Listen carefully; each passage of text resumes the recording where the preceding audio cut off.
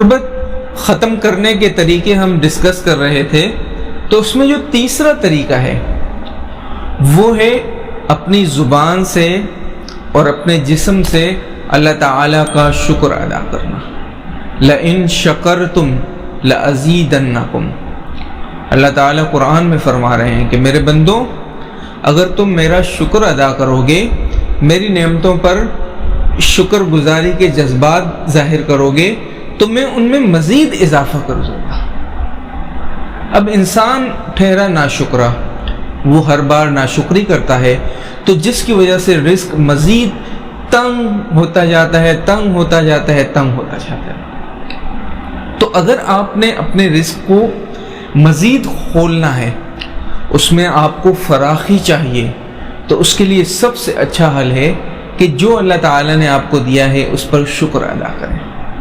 اچھا، شکر صرف زبان سے نہیں ہوگا، یہ بھی بہت اعلیٰ چیز ہے۔ اگر کبھی آپ کے سامنے اچھا کھانا آ جائے، اللہ کا شکر ادا، یا اللہ تیرا بہت شکر ہے کہ تو مجھے یہ کھانا کھلا رہا ہے۔ گرمی میں آپ کو ٹھنڈا پانی مل گیا، اللہ کا شکر ادا کریں، یا اللہ تیرا لاکھ لاکھ شکر ہے۔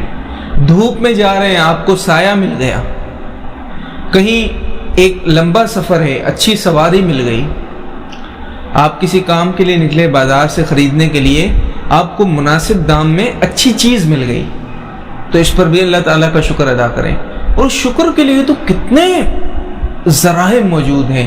اللہ نے صحت دی ہے، طاقت دی ہے، گھر دیا ہے، بیوی دیے ہیں، بچے دیے ہیں، ماں باپ دیے ہیں، تو ان سب کے ساتھ اگر آپ شکر ادا کریں گے تو پھر اللہ تعالیٰ آپ کے رزق میں مزید برکت عطا کریں گے، مزید برکت عطا فرمائیں گے، اور انشاءاللہ ایک وقت آئے گا کہ لوگ آپ سے مانگنے آیا کریں گے، آپ کو کہیں کسی کے گھر پر جا کر اپنا ہاتھ نہیں پھیلانا پڑے گا۔ تو عزیز دوستوں، یہ 3 چیزیں تھیں جو ہم نے پہلی 2 ویڈیوز میں بھی ذکر کیا۔ نمبر 1 کہ باوضو رہنا ہے، ٹھیک ہے۔ نمبر 2 استغفار کی کثرت کرنی ہے، اور نمبر 3 شکر ادا کرنا ہے، زبان سے بھی شکر ادا کرنا ہے، اور اعضاء اور جوارح سے یعنی بدن سے بھی شکر ادا کرنا ہے۔ بدن سے شکر کس طرح ادا کیا جائے گا؟ نماز پڑھ کر، اللہ کی عبادت کر کے۔ تو جب آپ اس طرح شکر ادا کریں گے تو پھر اللہ تعالیٰ آپ کے رزق کے اندر برکت عطا فرمائیں گے۔